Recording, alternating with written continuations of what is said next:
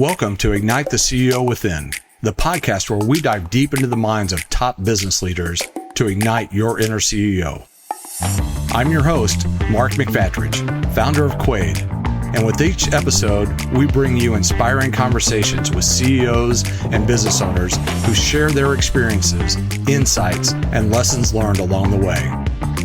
Get ready to be motivated, empowered, and equipped with the tools you need to succeed in your own leadership journey. Let's ignite the CEO within you. Welcome to Igniting the CEO Within. I'm Mark McFatridge, and I'll be hanging out with you for the next 30 minutes or so.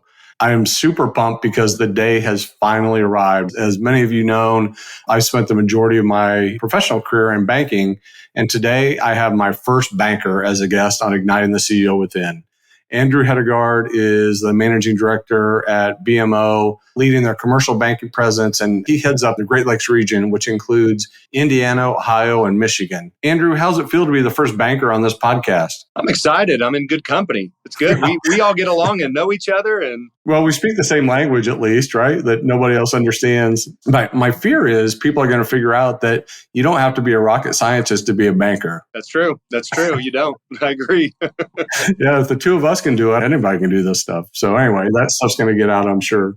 But no, in all honesty, I'm really excited to have you, first and foremost as part of the Quaid community, and love being able to hang out with you and your circle basically every month. And excited to have you here to just kind of share your journey that, you lead a huge part of BMO. And so I'm just going to shut up and turn it over to you and say, just walk us through your background and how you got to this point in your career. No, I appreciate it. It's been an honor. Quaid's been new to me and joining the group. I love our circle that we work with. It is nice having a sounding board of people that go through similar issues and struggles in different ways, right? In different industries. But it's all about people, right? In its simplest form, it's all about we're all trying to lead organizations differently in different ways, but people are the common element that we all deal with, and it's been fun. It's been exciting. So from a journey perspective, I've been doing the banking thing, 22 years now? It's crazy how you got to keep doing the math on that. Started in personal banking. It was Bank One when I first got my offer, quickly became Chase. I was in personal banking, did that for about 3.5 years, really enjoyed it. That led me into evaluating what was going to be next, right? And you say 3.5 years, that's pretty quick into what's next, but it really was leaning towards a financial advisor role and then what was a small business relationship manager role. And ultimately, I decided going down the small business relationship manager role because I really enjoyed businesses, just the uniqueness of businesses, even in the same industry, that just did things completely different. So really enjoyed it, got energy from it, gravitated to it. So I did that for about, when I transitioned to that was 2007. Did that for about 4 more years. And then eventually transitioned to the next level up, which was called a relationship manager. And all that means is you were dealing with bigger businesses. So it was companies that were up to $10 million in revenue. And as a part of that evolution, the bank decided to change their business model like banks do all the time. Mark, you can fully appreciate that, right? We go one way and then we switch back 10 years later, right? Yeah, if 10, yeah. If 10, right. So they decided to have a handful of us within the firm at Chase work on companies that would go up to 50 million in revenue. And it was having particular underwriters you would work with and having a more defined business model and really finding out, could we do this successfully? Could we deliver efficiently? Could we do it in a way that protected us from a risk perspective, right? But also allowed us to maximize return. And what we found out after about 1.5 years is, yes, we can do it extremely profitably. Where the commercial bank, who didn't like to play necessarily downstream as much because they were working on larger transactions, just weren't as effective and couldn't generate the same ROE that we could. So long story short, I did that for a little while. And then I was asked to join the commercial bank as a part of this build out of what they called emerging middle market. So Chase called it 20 to 100 at first. It has now evolved into middle market. And they said, hey, come help us grow this. Come help us build it. You can be part of creating something. And that to me was kind of scratching that entrepreneurship that I've always kind of wanted to do, but honestly was too chicken to ever do it, right? It was kind of like, man, this sounds great. So that was in January of 2011. made that change and really enjoyed it. And as a part of that evolution, I got the chance to work with a team of about 19 people in really building the strategy. So it was building how do we do the banker stratification? So working with 56 region heads across the entire country and saying, what does it take to be a successful banker in this space? And how do we help identify these candidates? The second piece was doing a boot camp. So teaching them how to be an effective banker in this space that they called up to 100 million in revenue. And then the last one was the scorecard, right? So the bank generates less revenue on these relationships than a traditional C&I company. But how do we incent the right behavior to make sure people focus on the space? And as a part of that, that's where I got a little bit of exposure to leadership in a more of a direct line. Now, I didn't have to do annual reviews, mid-year check-ins or anything else, right? It was a dotted line, but it kind of got me the experience of working with individuals and managing different personalities, managing workflow, and all of those things that kind of led me to the role I'm in now. So fast forward, right? Did that for a little while, went back to being a banker because I love the customer. I never wanted to get too far away from the customer. And then it was about 5 years of talking to BMO where they had been kind of after me and approaching me about coming over and joining the bank. And I said, hey guys, look, I love what I'm doing. Don't want to change. And then they really took a unique approach. And it was the US CEO, the head of commercial, and then the region head that came over and said, hey, look, we have a unique opportunity. We have someone transitioning in this space where we want you to come in, learn the culture, learn the people, develop your way, like spend time co-leading this. And then he's going to do something different and you're going to take things over. And I was like, man, that sounds really interesting. And then when I talked to my mentors, which have always been an important part of my development, I always struggled with not wanting to manage people. I liked running my process. I was a producer, like type A personality, in the disc, high D. Like I want to control my own kind of bandwidth. And he challenged me, said, hey, you can't say you don't like it if you don't try it. Like you can always go back to being a producer. You can always go back to being a banker. Any bank would love to have you. Try something that's going to stretch you differently. And I kind of thought about it. And honestly, Mark, I prayed about it and talked to my wife and said, you know what? Let's give it a try. And in October of 22, after my garden leave, October 31st, so Halloween of 2022, I joined BMO. And that evolution even more so came over as kind of the market president for the commercial bank in Indiana. It eventually evolved into taking over Ohio, which eventually evolved into taking over all of the Great Lakes. So now I'm the region head of kind of Great Lakes, which is the Indiana, Ohio, and Michigan. Wow. That's cool. So I love all that. And I want to come back to, you said a bunch of stuff that I want to follow up on. But if you go back, even before you started at Bank One, like was banking on your horizon? Like, no, yeah. Tell me about that. It's funny because my dad always pushed me because I was good at math. He's like, you need to go into finance. Like so many opportunities. My dad spent 30 years at Simon doing various things. And I think he saw the writing on the wall of a lot of flexibility in finance. You can go down a lot of different avenues. And I said, I don't want to do that because I always equated it to sitting in a chair at a computer doing that. Like I like people. I wanted to interact. So I actually, right out of college, I worked for Office Depot. I was an assistant manager, then managed a store, and then I did a new store development. And what I learned about people during that time was managing people that weren't motivated by compensation or success was very challenging, Mark. And honestly, I was like, man, this isn't for me. And then once I got out of that position, it was my cousin actually that was a personal banker that's like, man, you just don't understand banking. Like, here's what I do for banking. Here's how I interact with people. Like, here's where I get energy. And it was like, oh, that's way different than what I thought it was.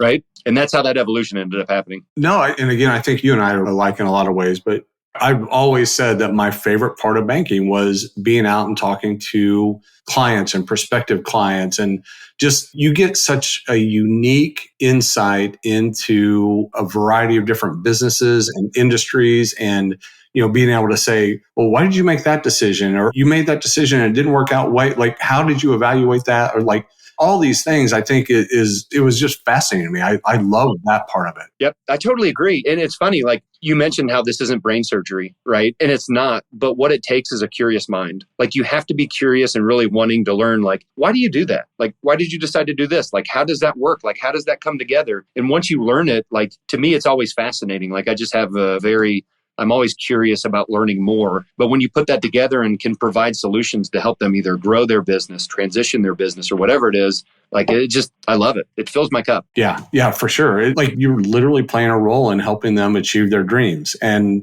there aren't I don't know, maybe there are a lot, but seemingly I'm biased. There aren't a ton that you have that direct impact as you use financial advisor or advisor earlier and that type of stuff. So I believe in that.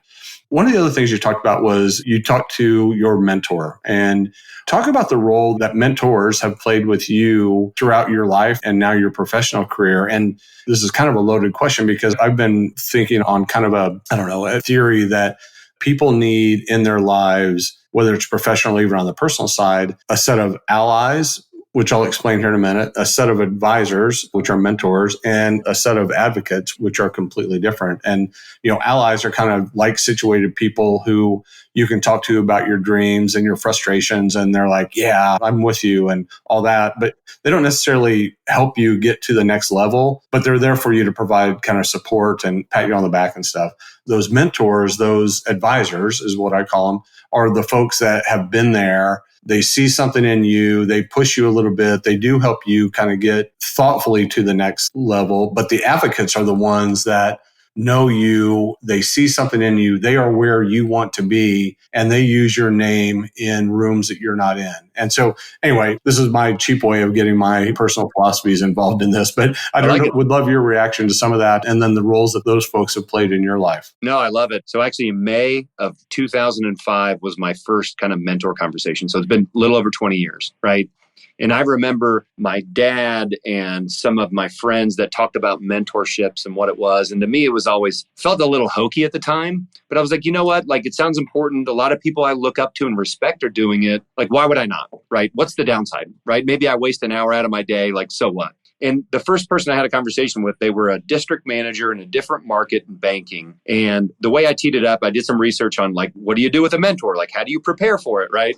And I kind of put something together. And what I realized in that first conversation was, one, it was good for a sounding board. But the second piece I found out, which took probably 4 or 5 meetings, was I didn't have the right mentor. Like, based on what I could find is it felt very strategic. Like, they were willing to answer my questions, but wanted to try to move me into their district so it would benefit them. And to me, it's back to like a mentor only cares about you. Like, they want to see you be successful. They want to be a sounding board. But what I learned from that is, man, it felt good to have a sounding board. So that was good. And if I could find somebody that really just cared about me as a person and could see through, like, where are my strengths? Where are my opportunities? How do I develop them? Like, it would be really valuable. So fast forward, right? I probably had 25 mentors over my life. And I would loop in the allies because I just probably phrased it always as mentors, but I totally appreciate your perspective of allies and advocates because that makes a lot of sense. And I have what I've called mentors that have actually been allies. They haven't really been mentors. They've just been mentors from giving me good advice that didn't have anything tied to it. But I always have 2 or 3, Mark. And the reason I do is they fill different voids for me, kind of like your allies, advocates, and mentors.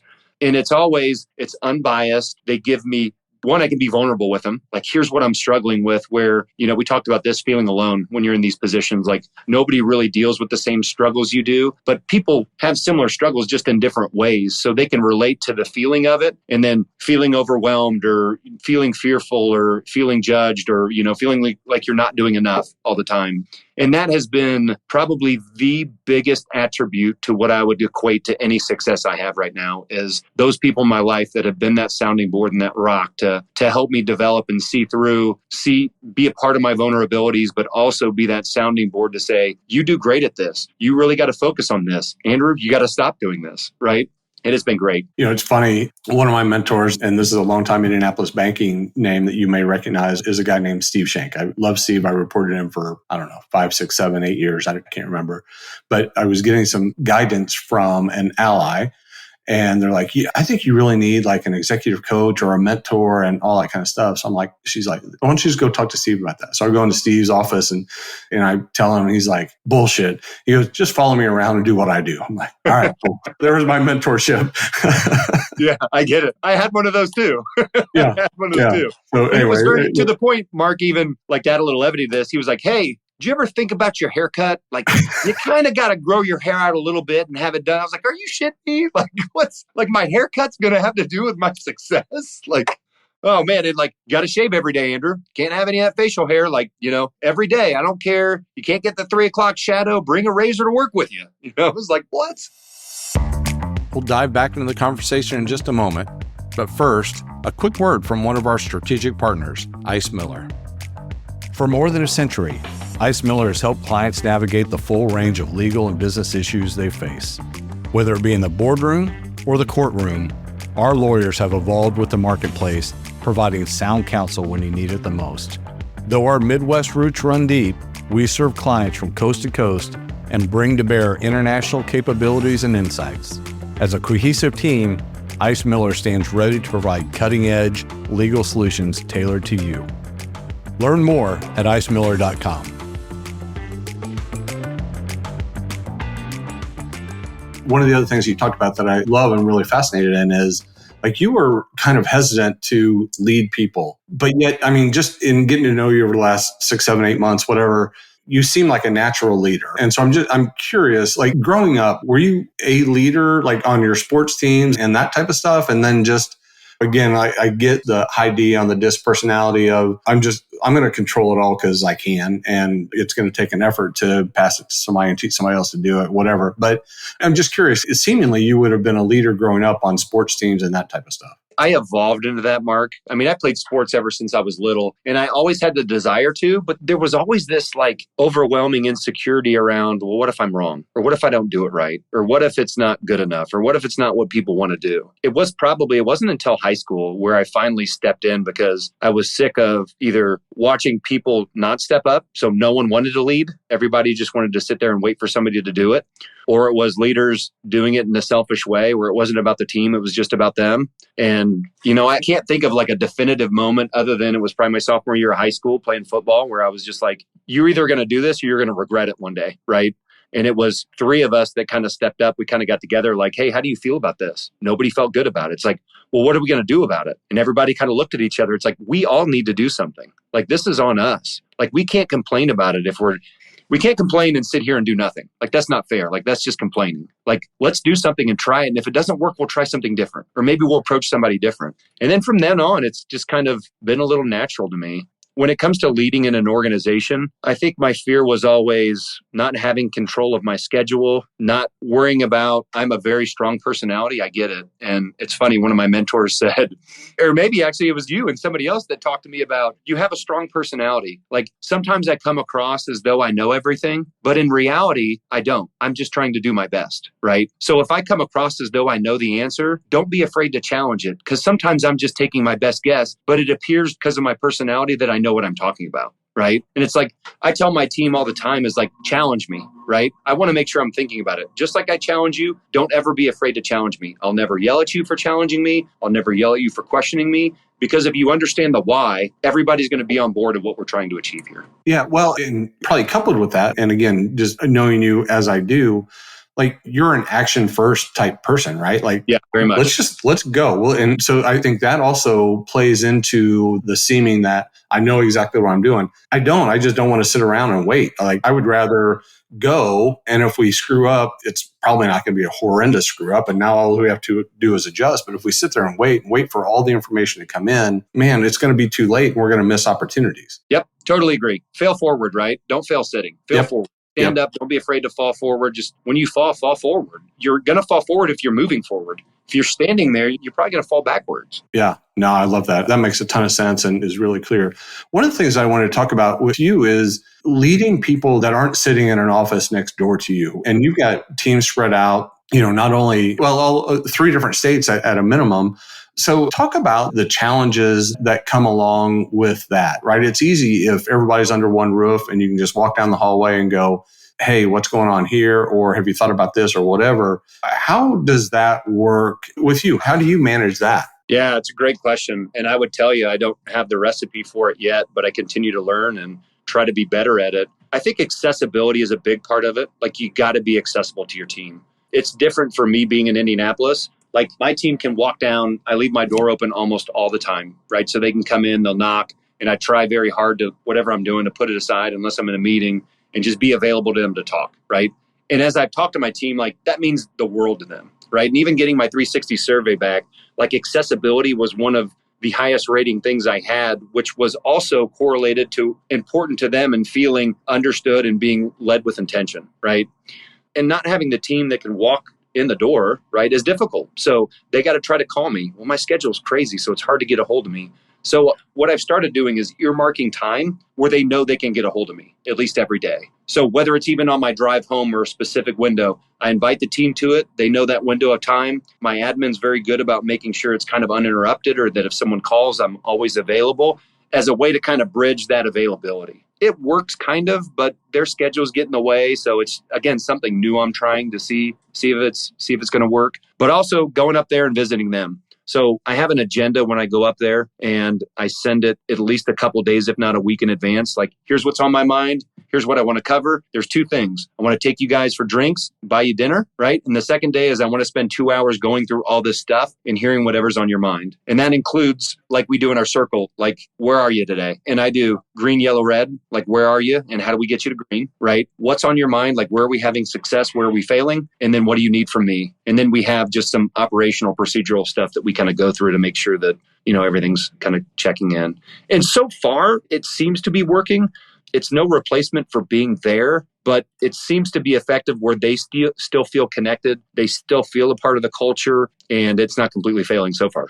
I think, and whether you're right next door or you're 2 states away, I think the key component of that is just relationship building and building trust, right? And I think going over there, or out there, up there, whatever, is huge. And I've been fortunate enough to have similar responsibilities of people across many different geographies. And what's funny, and I always laughed about this, is everybody thinks that their market is unique. I'm like, they're really not that unique, right? But we all deal with the same stuff. But they all think, oh my God, banking in Detroit is completely different than Indianapolis. I'm like, I bet it's not. But what? Okay. But so getting up there and putting boots on the ground really helps so that you can understand. And when they mention some part of town or some industry or some company or whatever, you can go, oh yeah, I remember I was there in June and we talked about blah, blah, blah and all that kind of stuff. But again, you are such an intentional person. Talk about some of the keys to helping build trust and building relationships with those that are on your team. Yeah, it's a good question.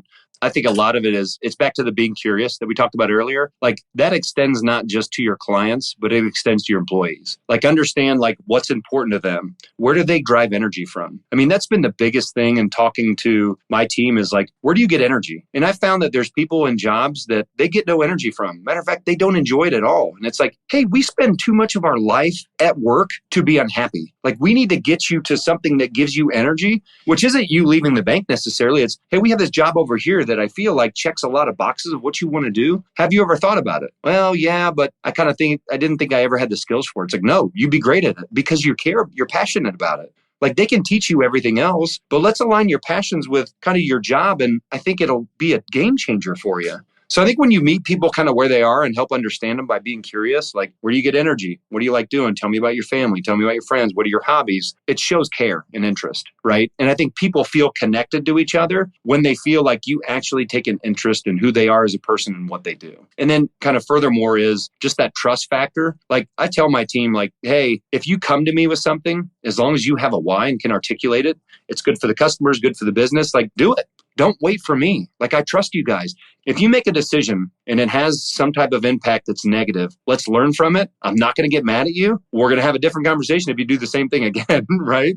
But we learn from making mistakes. Like, don't be afraid. It's kind of like falling forward. Don't be afraid to make a decision, especially if it's going to impact customers of the bank. Like, don't wait on me. Make a decision. We'll figure out the rest later. Yeah, I think that's huge. And again, I've never worked for a bank as big as you do, but I have worked for large banks. And one of the best ways that I found to build that trust and those relationships was I saw it as my role to eliminate the roadblocks that can build up in larger organizations. And everything that you just said is empowering them to do the right thing. And when you stand behind them and take the heat if something goes wrong or shield them from whatever, that's huge. Huge.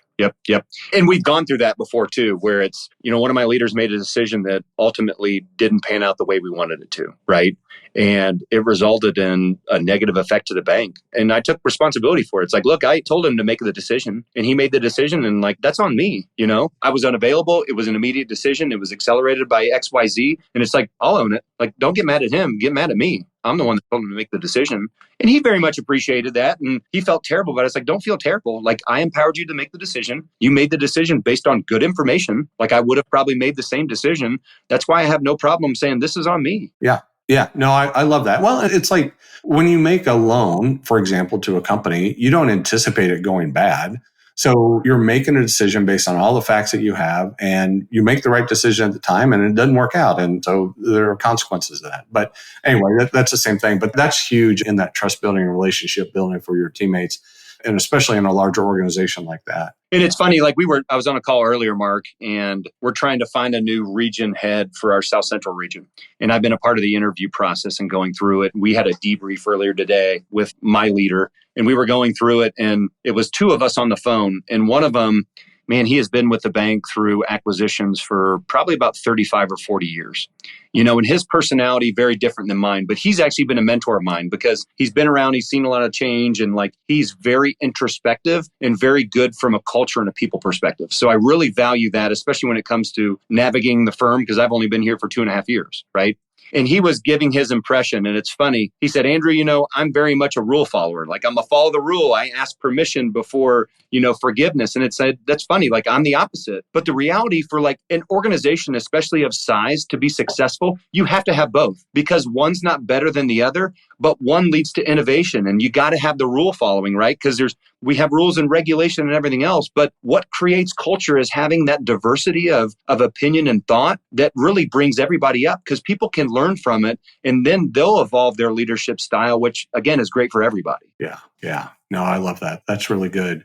I'm going to switch gears just a little bit and related, but a little bit tangential. You talked about you travel a fair amount. You have blocks of time when almost like office hours when people can reach out to you, and even if it's on your drive home or whatever. But you have a young family, and I'm just curious, how have you figured out how to manage that work-life integration? Because it's hard. Yeah, it is it's a great question. I think it starts with having an awesome partner.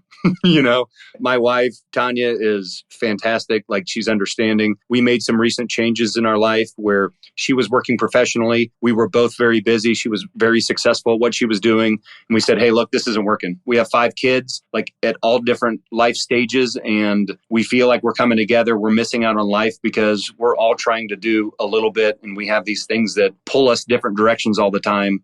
And she said, hey, look, why don't I take a break? She calls it a power pause, which I love. Why don't I take a power pause, manage the family stuff? So I call her the CEO at home, and you be responsible for that responsibility, right? You take on the home life things that need to get done. And it allows me to focus a little bit more and being a little more intentional at work. And I think that change, which just was at the end of March when we decided to do it, has been great. She's been way busier than I ever expected her to be, right? There's a lot of stuff at home, especially when you got a family of 7. But it's allowed me, I think, to come home and I can do my decompression I equate it to hey, I come into the morning, I get my workout first thing in the morning, which is my decompression. By the end of the day, I'm kind of like a boiling pot of water because I feel like I'm giving all the time, right? You can probably relate to that. And then I get home and it's I need 30 minutes to an hour to just decompress, right? I don't want to make decisions. I need you to just make the decisions of what's for dinner or whatever else is going to happen for the next 30 minutes to an hour. And then I can be available. And where we were missing before was there was friction there because it's I need to decompress. I'm trying to get through the day. I'm thinking about what I have to do still for the day so that I can be available to my family. And again, we don't have it perfect, Mark, but I think having a partner that's willing to be flexible to make whatever decisions need to be made for the best home life and the best family life and work life combination, it starts with having great partnership. Yeah, no doubt. Well, and just being able to have that conversation is huge, right? Because there are a lot, and I know we did it at that time of stage in life of we were just so focused on getting our shit done. It was if we would have taken a step back a couple of times, I can think specifically we weren't fighting. We were just I'm in this plane and you're in this plane and we just aren't there yet, right? And it just taking that step back and being able to have that conversation to go, look, I just need you to understand. Here's how I'm coming about. I'm not mad, right? I'm sure there are times when I came home and Deb thought I was pissed off. I'm no, I just need to decompress. Like you said, there was a lot of stuff going on today, and I can't think about whether we're going to have chicken or fish, right?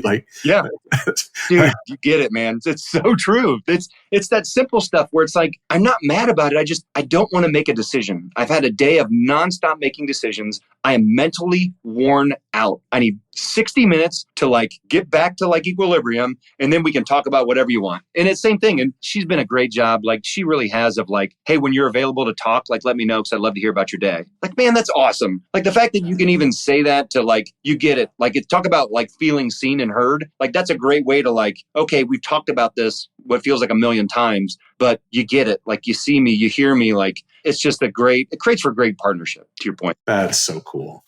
Well, man, this has been great. Like I said, you're the first banker that I've had on this podcast, and I'll be candid. It does not make me want to get back into banking, but I love talking about banking, and it was an awesome career for me. Again, just the people and the things that you get to see and experience and play a role in helping them achieve their dreams.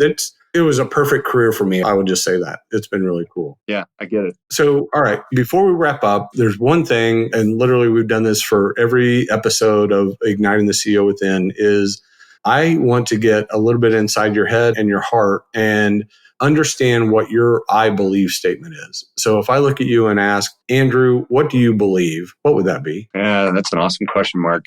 I would say I believe that God has intentions for all of us and he has purpose for all of us. And that I believe that if you really get connected to the right people, believe in that, and pray about it and find direction, that you will get led to your purpose in life.